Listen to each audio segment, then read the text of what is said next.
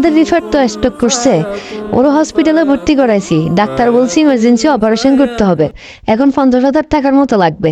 তুমি যেভাবে হোক হিসাবটা করো।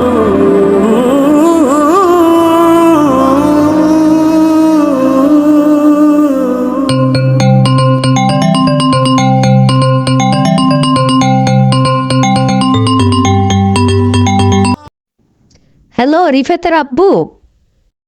হ্যাঁ বলো। আমাদের রিফার তো স্টক করছে, ওর হসপিটালে ভর্তি করাইছি। ডাক্তার বলছি ইমার্জেন্সি অপারেশন করতে হবে, এখন 50,000 টাকার মতো লাগবে। তুমি যেভাবে হোক হিসাবটা করো।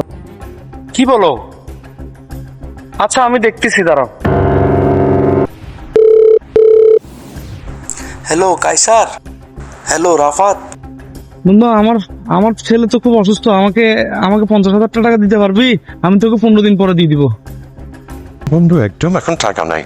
আচ্ছা আমার একটা কল আসছে, আমি পরে ফোন দিচ্ছি তোকে। হ্যালো খোকন ভাই। হ্যাঁ রাসেল ভাই। ভাই বাড়ির থেকে ফোন আসছে, বুঝছেন ভাই, আপনার ভাতিজা খুব অসুস্থ ভাই, এখন ইমার্জেন্সি অনেকগুলো টাকা লাগতেছে ভাই, 50,000 টাকা লাগতেছে ভাই, আমাকে একটু হেল্প করেন না ভাই।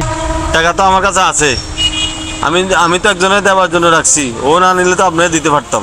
আপনার বিপদে কষ্টে দুঃখের সময় আপনি কাউকে পাচ্ছেন না, মসজিদের ভিতরে চলে যান, উজু করে মসজিদে ঢুকে 2 রাকাত কাজায়ে হাজাতের নামাজ পড়েন। রাসূলুল্লাহর উপরে যখনই বিপদ হতো তিনি নামাজে দাঁড়ায় যেতে।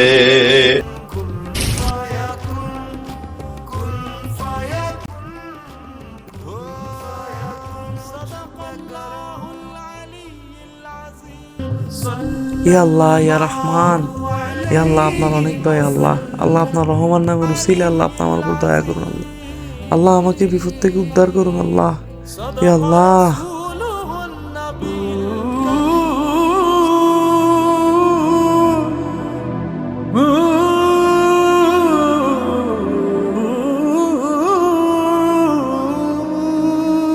রাসেল ভাই আপনার বাসায় গেছি, আপনি যে নাই।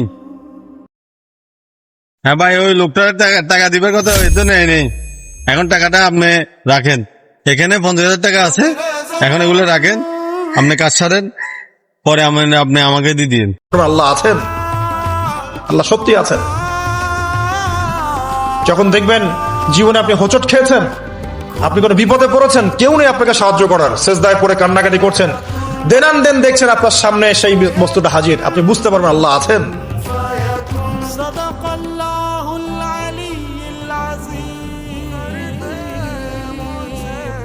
صدق رسوله النبي الكريم.